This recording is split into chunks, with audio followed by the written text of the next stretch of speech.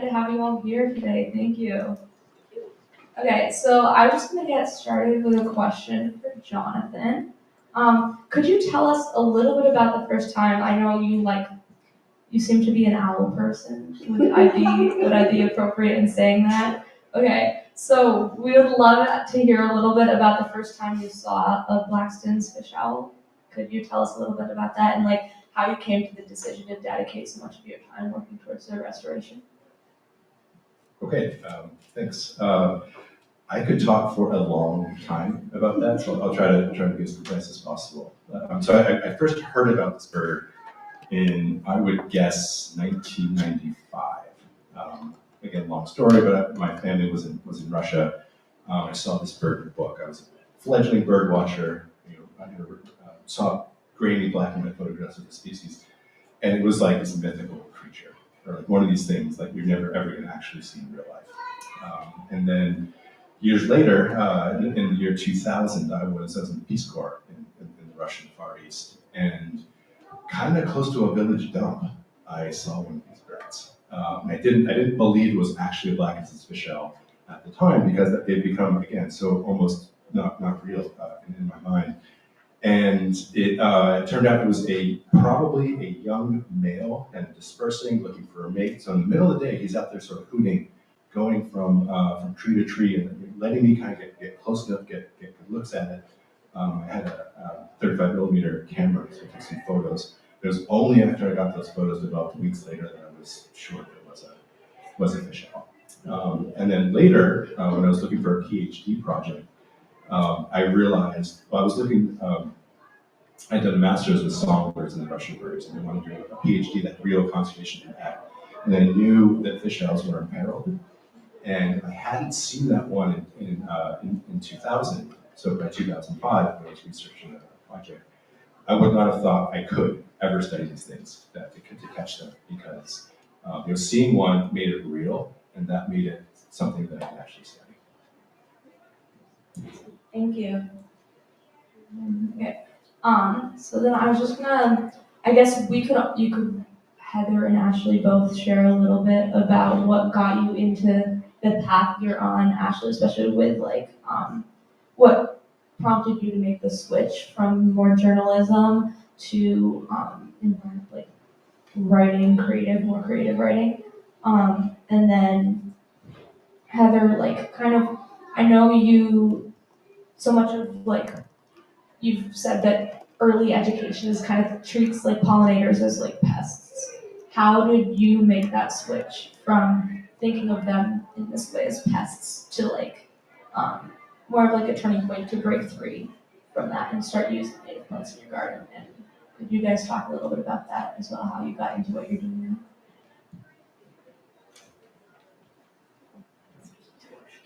now? I think I'll pick up from what Michael was talking about. I think it was really something becoming eye-opening and interesting and novel, but also something that was hard to find. So I've kind of started with just falling down the insect rabbit hole while doing landscaping projects, ecological restoration, seeing the amazing diversity of insects that come to a native landscape versus a traditional garden. And I think that was my light bulb moment. I started to see these patterns of specific insects year after year coming back to the same plant. And it really, I said, I can't just watch this pattern happen over and over again before trying to understand why these insects are really preferentially visiting certain plants.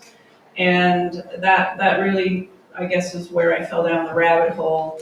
When I went to college, entomology was really a discipline focused on integrative pest management and how to control insects. And conservation biology really wasn't a track at the time. So it's been a wonderful experience to have a career in that grows to learn about why the natural world is so important, and more specifically, the important role of pollinating insects and plants. My one fun discovery, this new project I'm working on, is a website to illustrate all of the different bee species we have in Minnesota And I have a number of species that are super rare and hard to find. And this summer, I was able to find one, and it's a bee that is a specialist of certain pollens as well as oils that the flowers produce.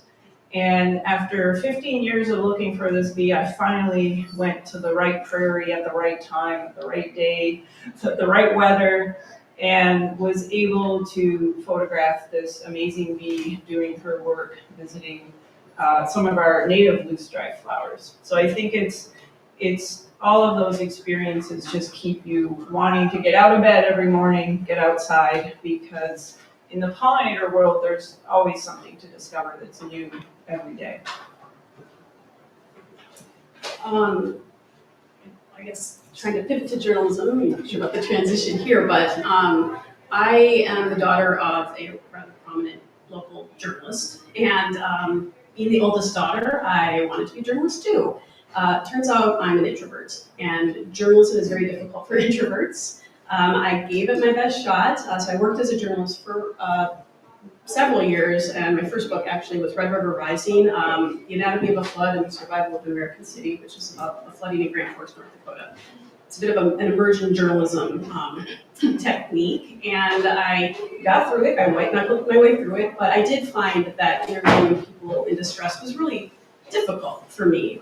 You do have to have a certain ability to turn off. I don't want to say your humanity, but you have to turn something off and be a bit of a machine when you're asking someone difficult questions when they've just experienced a traumatic experience.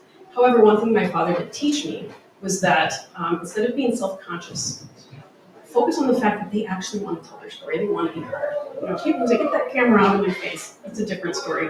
But I did find, as a very young person writing this, I was 22, that interviewing people who had lost everything, and many people in Grand Forks had, was hugely instructive, both in terms of craft as a journalist, but also my empathy as a human being, and very, very humbling as well. So I was glad to be able to tell those folks' story. But the last work of journalism I did was an investigative piece for The Nation about ExxonMobil's decades-long attempt to avoid paying their punitive damage award to the fishers on Prince William Sound for the Valdez spill. And I'm really proud of that piece, but it was a moment when I was like, I'm done, because I had the Exxon PR guy, Tom Sergliano, screaming at me on the other end of the phone, telling me I was, fraud, and I'm trying to pin him, to the wall, and you're doing this, and you're not truthful, and I'm like, dude, I'm just trying to ask a question. I'm at my desk at work. I was working as an editor at Penguin, so I was freelancing. I'm at my desk at work, and I'm just asking questions. But I'm proud of that piece, but I knew that emotionally I couldn't sustain journalism for any longer.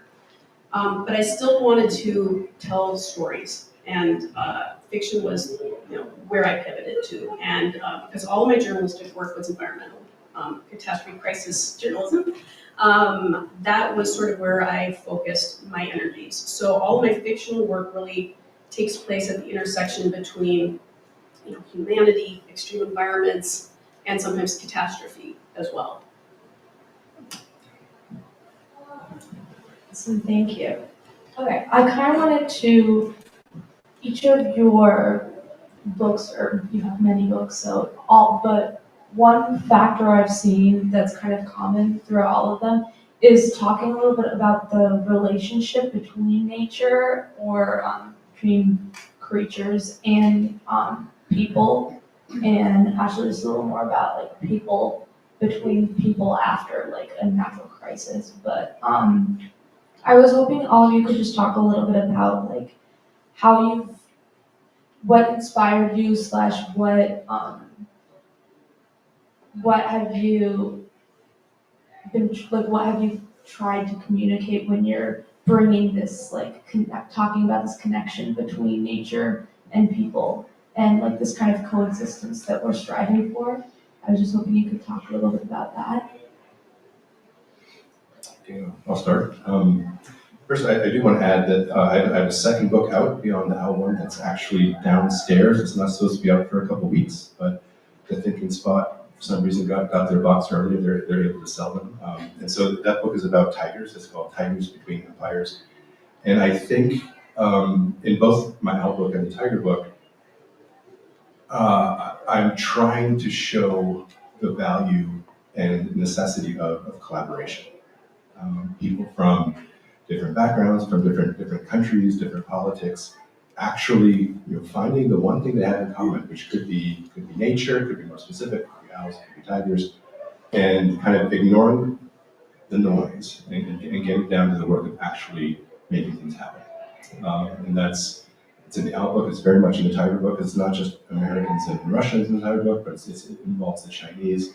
And I think there's a very short anecdote in the Tiger book that I think is illustrative of this, where in the let's say the 1950s, it could be the 60s, it could be the 70s, where there was a border skirmish between Russia and the Soviet Union and China.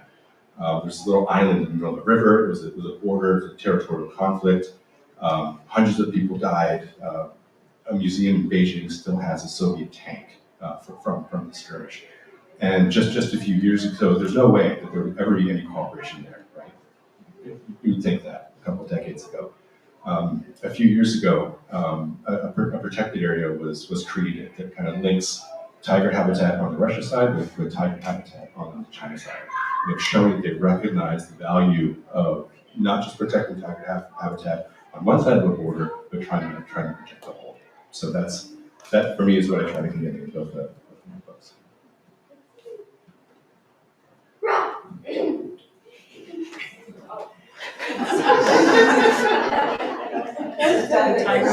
Right?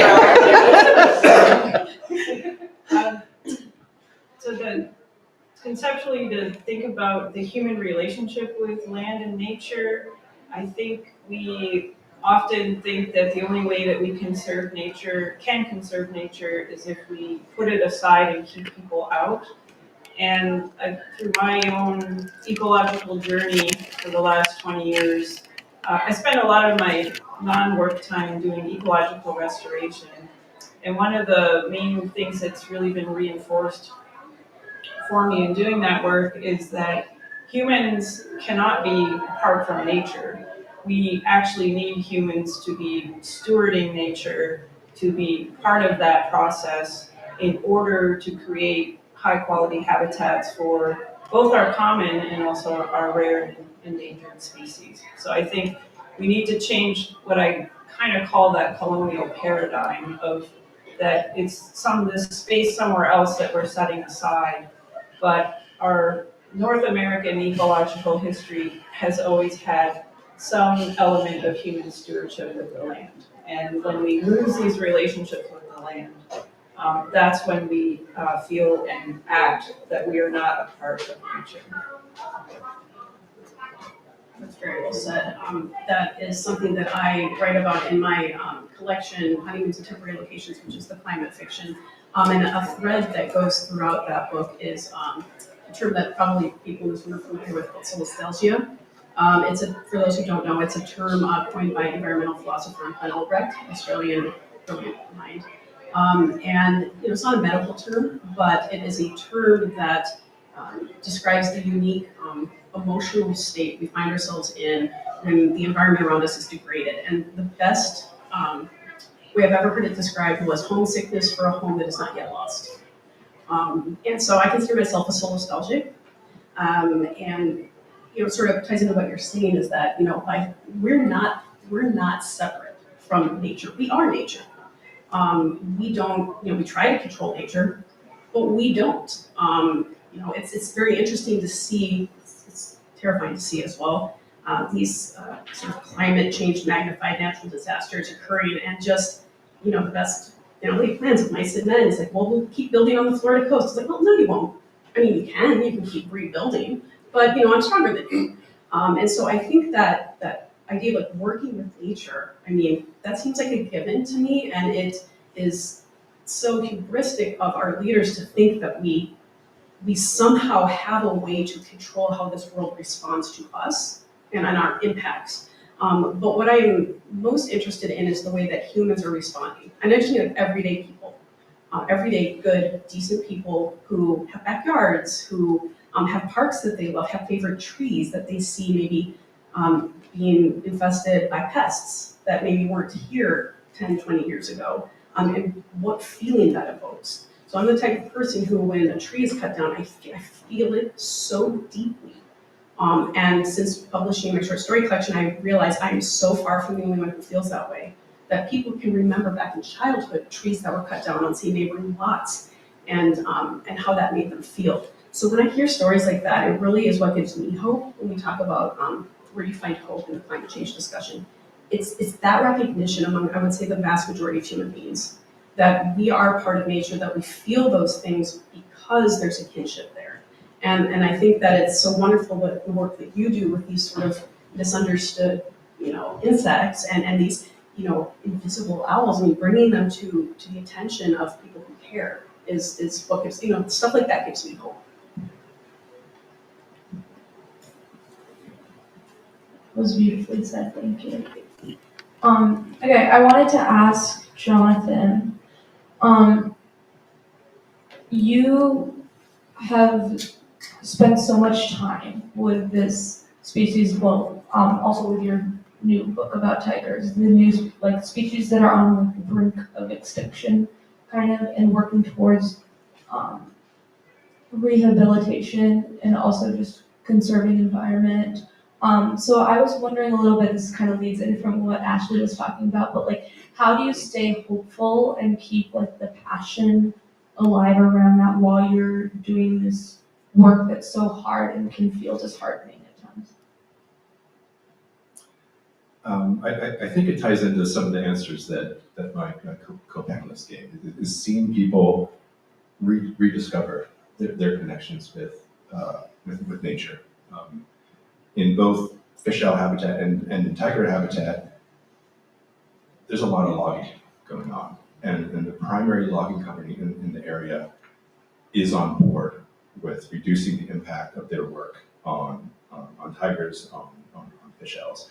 And part of that is because the people who run the logging company they're basically locals. They live in the forest. They value going fishing and spending time on the coast and collecting mushrooms and berries from the forest. They want to keep doing that. They want their kids to keep doing that. They want their grandkids to be able to do that. And so, and there's a nature reserve in both the books it was a strict nature reserve in the Soviet Union and into Russia, where people were not allowed there. People like me, scientists were allowed, forest guards were allowed. That was kind of it. In the past 10, 15 years, those restrictions have loosened a little bit. So there are parts of the reserve where people who live in town next to it can go to before there's a sign that says you can't go here. These are natural resources not for you. And now they can go there, certain parts. And so they feel some kind of ownership, they feel some pride in a way that they didn't before, because it was being excluded before. And so once you're able to access something, you see it as yours, you're more willing to want to protect it and invest in it. Yeah, of course. I don't have much to add, but I would agree with Jonathan that once people begin to make an investment in the land, in nature, and then it's this reciprocal relationship where your positive input yields positive outcomes. And when other people see that, it becomes eye-catching, but also it draws more enthusiasm and understanding for the purpose and goals of actually having positive interactions with the land. For me, finding hope has been very important because the writing that I do about climate impact is taxing emotionally. And one thing that has helped me, I would say two things. One is that remembering that the voices that are the loudest right now in our national discourse are not representative. They're just not. The vast majority of people care about their natural environments. They know climate change is real. They're overwhelmed because they feel that they have no agency. And they're also told that it's all their fault. It is not.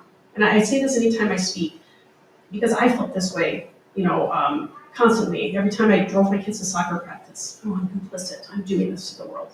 That is what they want us to think. The truth is that it is a handful of corporations and individuals who are not only responsible for what we're living through right now, but who are the ones who are in the position to change it and don't. And so when we feel guilty, like we've done this, we're paralyzed. So we don't do anything.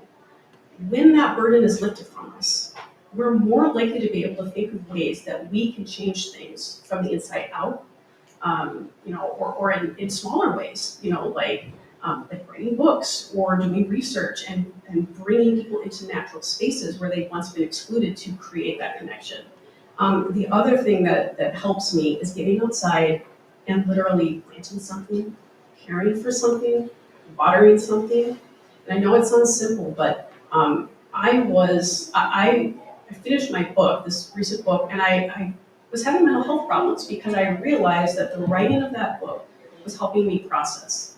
As soon as it was done, it didn't have that tool anymore, but yet the news was the same and everything was still coming in.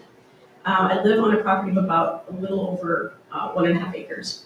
And my dad and I spent all spring planting seedlings because the parcel had been overtaken by buckthorn, which is, I'm sure people here have dealt with buckthorn.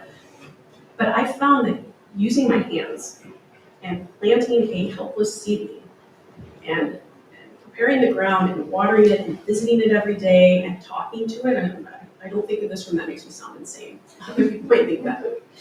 I thought, God, you know what? Nature is, by nature, optimistic and hopeful. And I am here with my hands, and instead of harming the world, I'm helping. Because that seedling doesn't get planted and it doesn't grow unless my hands put it in the ground in this situation. And so that's given me hope, getting outside every day and interacting with even the smallest of things. So seeing wasps, we have a lot of wasps, and watching what they do. I mean, in the books that panelists here have written, I would imagine that would be a font of hope as well, because you're looking at on a granular level at creatures that they're just still existing. No matter what the conditions are, they aren't looking toward the future. They're existing in this moment, and I think that that can provide a really necessary perspective for us in this moment. I'm just going to add one thing since I have the mic again. I think one of the best things that come out of COVID was how many people started bird watching, frankly. All these people suddenly made this connection between nature that was never there. And now when they're walking down the street, they hear a cedar waxwing, right? They don't just hear a trill of a bird. And I think that's just the first baby steps into making these important connections that are fulfilling individually, that also can lead to more local action of conservation.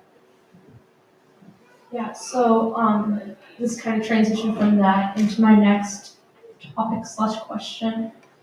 So at Green Crew, which is the youth group that I'm part of with the Minnesota Valley chapter of the Isaac Walton League, we do a lot of hands-on work like Ashley and Heather were talking about, and also like those small baby steps. And one way we've gotten a lot of people involved is the Kuba Gallery, which is a art gallery that that we do a lot of like environmental photography in.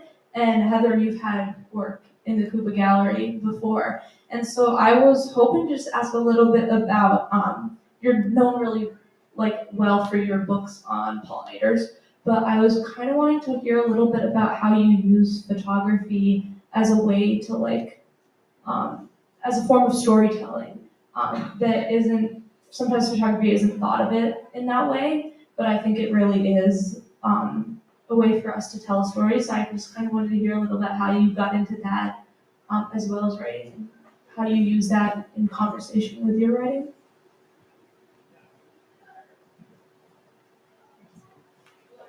Yeah, photography's always been a lifelong passion for me. I actually wavered on going into biological sciences or doing a 4-year degree in photography.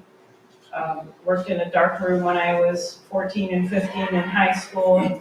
So it's always been I call it a secondary skill set that has been reincorporated into my professional work. I do all of my own photography for my books, but as far as the storytelling, I am trying to tell people about all these different pollinating insects of various sizes. So we have bees here in Minnesota that are quite literally the quarter of the length of your baby fingernail. So they're super tiny, they're often overlooked, and through my photography, I can really bring them to life, magnify them so that people can see their intricate details, their colors. But I'm not a video person yet, I guess I'm behind the times, but when I do try and talk about certain pollinating insects, I like to do a series of photos that really captures not only what the bee looks like, but where it nests, its behaviors, and all of these really amazing things that people are largely unaware of. And I just feel that it's just a wonderful tool to open people's eyes to the amazing diversity of different pollinating insects. May I ask a question? How do you marry the photography, the visual aspect of your work with the written word? Sometimes it's writing the written word first and then doing the photography, or sometimes I'll take a photograph and realize, wow, this photograph is already telling its own story. So then I write about what's in the photograph. I'm kind of unconventional when I write my books. I generally do all the graphic layout myself, and for that reason, I will modify some of the information and stories within the books just based on the photography and what I've captured. Sometimes I get new ideas from my own pictures. Sometimes I have surprises where you'll photograph a certain insect, but then another insect happens to be in the photo that you didn't notice, and that becomes a whole new story. So, What is the most surprising thing you ever found in a photo that you didn't see when you were taking it? wow, okay. That's a great question. Sorry, what was the question? What's the most fascinating thing I've found in a photo that I didn't realize while taking a photo? There are bees, some bees have a number of other kinds of bees called cuckoo bees that invade their nest and lay their eggs in the nest. And in some of the images, I'll be photographing a female bee collecting pollen on a specific plant, but the surprise is lurking in the background is one of these cuckoo bees, just kind of watching what the female's doing, because there's a common behavior. The cuckoo bees either have to find their host while they're out doing flower resource collection, or they find the host nest and wait around there. So I've had a lot of lurking cuckoo bees in the background pictures that I was so focused on the subject matter I didn't see them. That would be a good title for a new book. I know. Lurking cuckoo bees. Yeah, Jonathan, you mentioned earlier that one of those first moments with you with the fish owl was taking a photo. So do you want to kind of connect a little bit on that? Like, do you do photography as well as your writing? How do you build that into your writing? Yeah, I take a lot of photos, and a lot of the descriptions in my book do come from photos. For my owl book, because I was conducting a PhD project at the time, I was taking pictures of everything. Every site I went to, a ton of photos, just so I would be able to remember what it was like. And then I used that in the book. And everything was well organized in folders for place and date. And so when I paired that with my field notes, so say April 12th, 2008, I went to Volga's cabin. I could go to my photo records, find that date, there's the cabin, and then I can just describe it as I'm walking for the first time. The most exciting, unexpected thing I found in a photo. It actually wasn't a photo; it was a video. But we were with the owls. We were trying to catch owls, and we realized that males and females, they hunt in different spots. We were trying to catch a female. We weren't trying to catch a male. So we could set up these little fish enclosures for both the male and the female. We wanted to keep the male away, so he wasn't coming in trying to steal fish and then get caught in the trap inadvertently. So we knew he was out of the picture. He was off downriver eating fish. So we had a camera on the female, waiting for her to kind of jump in and get caught. And suddenly there's this noise, and you can hear like she's getting you can hear that there's another fish out flying in off screen, and she's making her hissing noises and getting ready for someone to come in. The male arrives. He flies in. You hear him like right off screen, and then he sort of hunches in. And it's really an ogre-like walk with prey in his beak. So this was right before the breeding season. It was in the breeding season, and so he is trying to show her that he's a good mate. He can provide for her. He can bring food, and so it was great. He gave her something. It was all kind of off screen. You could see shadows, but you couldn't really see him, and you couldn't see her take whatever it was from him. And so for a long time, I just assumed that was fish, right? Because he had a box of them. He had 15 fish, 100 meters downriver. And then looking at the shadows, we realized that it was actually a rodent. And so he could have brought her any fish. He went out of his way to get something hard to catch, to show her what a good hunter is. So I thought that was pretty cool. And it took multiple viewings before I actually saw that it wasn't a fish. That's super cool. Pretty Okay, good chocolate chip strawberry. we get an Eddie with the strawberries, but he shows the chocolate. That's really like it.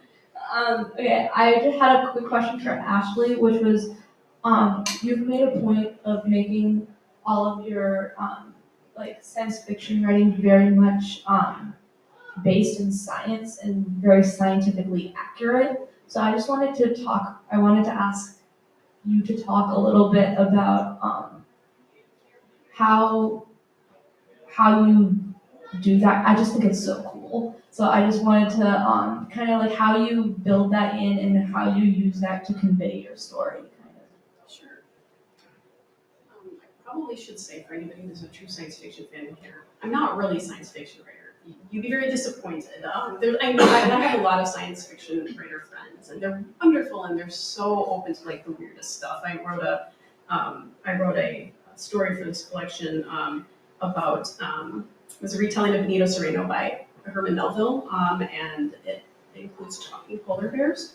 And my sci-fi friends were like, this isn't sci-fi, but I am so in. Like, tell me more about the talking polar bears. Where I work in traditional publishing in New York as an editor, and I'm telling you right now, they would have been like talking polar bears, bye. Go over to sci-fi or fantasy. So they're very generous, but the bristles would come up if they're like, actually, she's a sci-fi writer. Cli-fi is, that's a whole other conference topic, whether that's, a term that is legit or not, but science is very important to me. I wished I had been able to be a scientist. I just didn't have that mind. And I admire scientists so much. I just short of worship. But because I can't practice science, at least that was not my skill set, I wanted to figure out another way to explore it. And I have the luxury as a fiction writer of choosing certain small mosaic pieces of science and spending a lot of time on them so that even I can understand it. And if I understand it as the author, then I can create a character who is a specialist in that. And so long as the dialogue is pretty, contained, I can make that realistic, and that was always my goal. So South Pole Station, my first novel, obviously set at the research base at 90 South, had a lot of scientist characters, including an astrophysicist.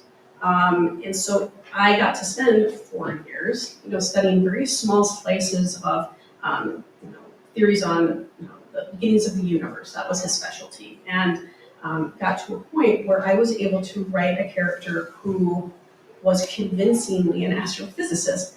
My goal has always been that if an astrophysicist read that book, they would not be pulled out of the text because of some error. Or it would sound believable. Or if I was to write, conservation biologist character, that if someone like you, that if I was writing fiction about it, you wouldn't be like, okay, I can't suspend to sleep anymore because she got that wrong. For me, it's easier because I just have a smaller canvas, and so I can spend more time going pretty deep. But at the same time, it takes a long period of time for me to know it well enough, know that small segment well enough to make it seem seamless in a work of fiction.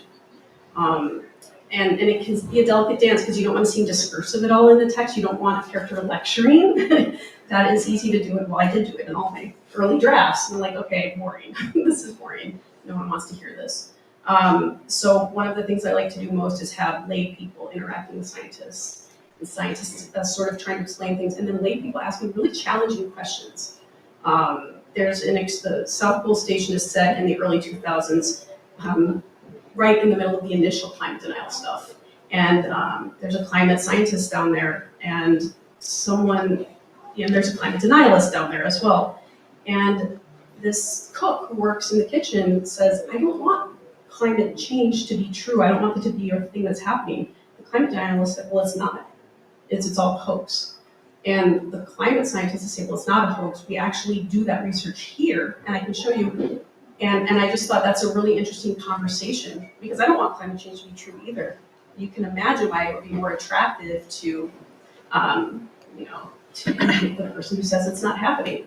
So I get to play with a lot of those things in terms of the conversation between, the culture, society, and scientists. And like I said, it all comes from an admiration of scientists and science.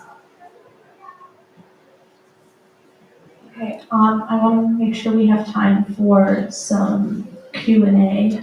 So, so do we want to move into Q&A now? Do people have questions that they want answered? I've got one.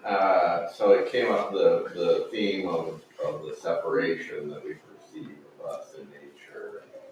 This phrase, are we, apart from nature, or are we a part of nature? And I guess it's sort of two-part. What role do you think our culture or socialization plays in that versus, our culture is specific to other cultures? And if that's what has led to this narrative, this story being predominant, how do we change that narrative then? If it is culturally driven like that, and it is sort of based in a collective story, how do we begin to change that large? I know, simple question.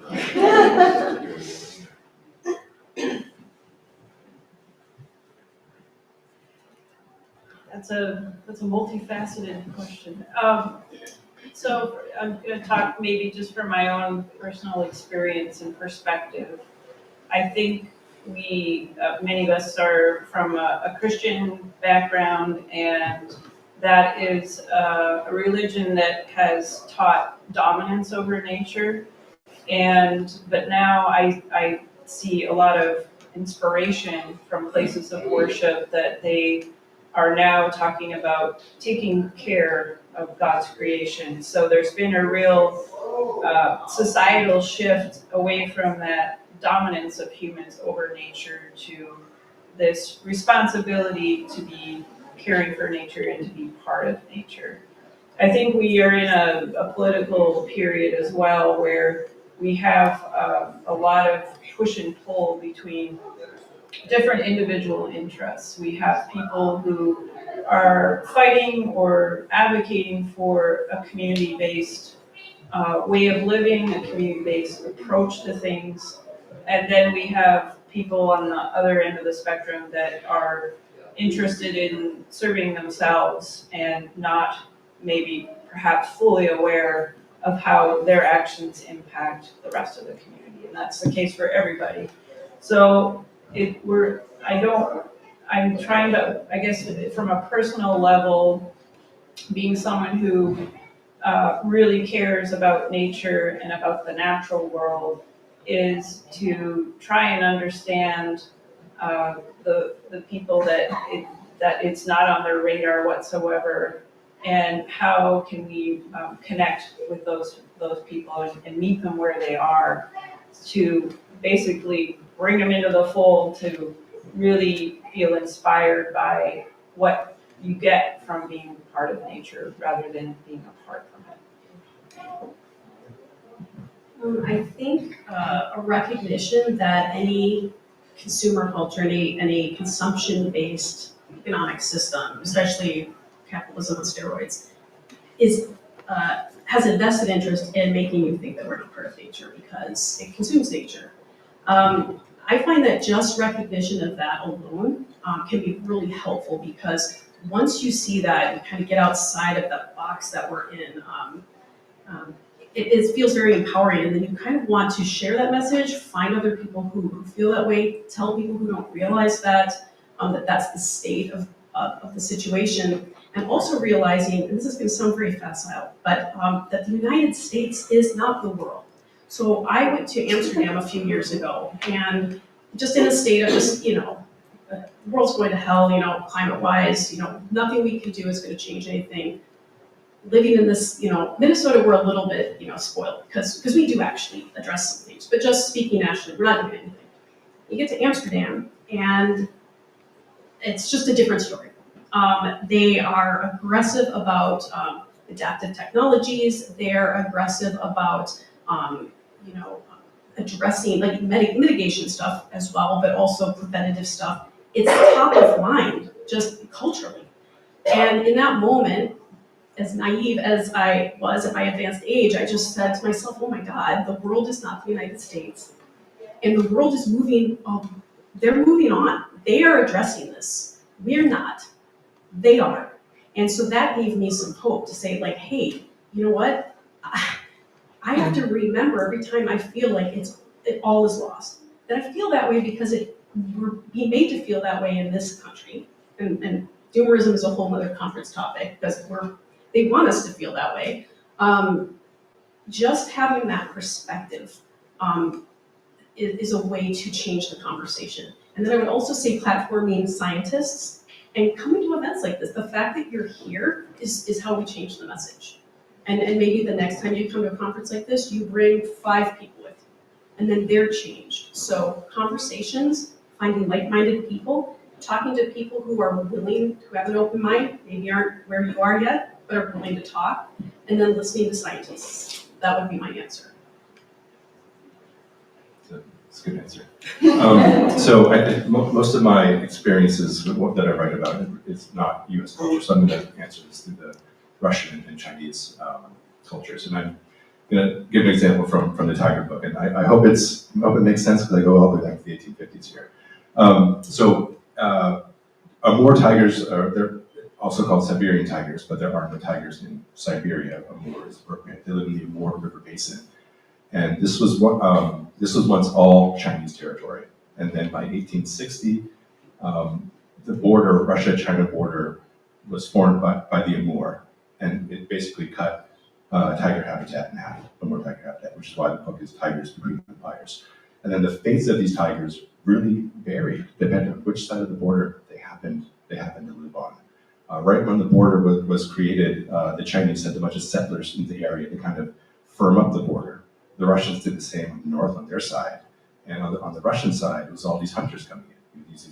The European mindset of, it's a big thing, let's shoot it and have pelts on our walls and in houses like this. But they were still doing okay on the Chinese side, because it's mostly peasants who were moving into tiger habitat.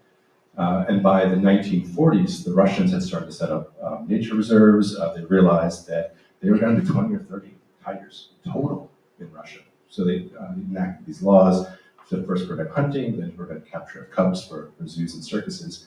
And so in around 1940, tiger numbers start to slowly go up in Russia. Meanwhile, on the China side, there's revolution, there's a cultural revolution where tigers are seen as pests, as vermin. So their numbers are crashing as they're going up slowly in Russia. And so by the 1980s, it was the opposite picture. We got several hundred in Russia, and you had 30 in China. And so we're up to a couple, maybe 500 in Russia now. And in the 1990s, the Chinese government started to care about their lands with protected areas. And both countries are very top-down, so once the top says something, people kind of do it. A colleague who's in the book did some surveys in the late 1990s and found maybe a dozen tigers left in China. Now there's like 80. So balance is being restored. Like the tigers are coming back. Sort of, it's patchy, but they're coming back to their entire range, and it's culture, but it's also driven very much by politics. How the whims, I guess, of the governing bodies. And I think what to do about it, I echo what Ashley and Heather said, and it's also come up a few times. It's just the, I guess, enlightenment of the people. Nature is really big in China now. There's like that middle class, that upper middle class. They're bird watching. They're buying really nice cameras to go out and take pictures of things. They want to keep doing that, and so they're advocating for conservation in a way that they weren't even 10, 15 years ago. And I find that's inspiring, as that gives us hope. And it's also not here, right? Like we have our own issues, but the world is moving on without us. And that's a good thing. So that kind of wraps us up with our panel. Thank you guys so much for your time. And thank you all for coming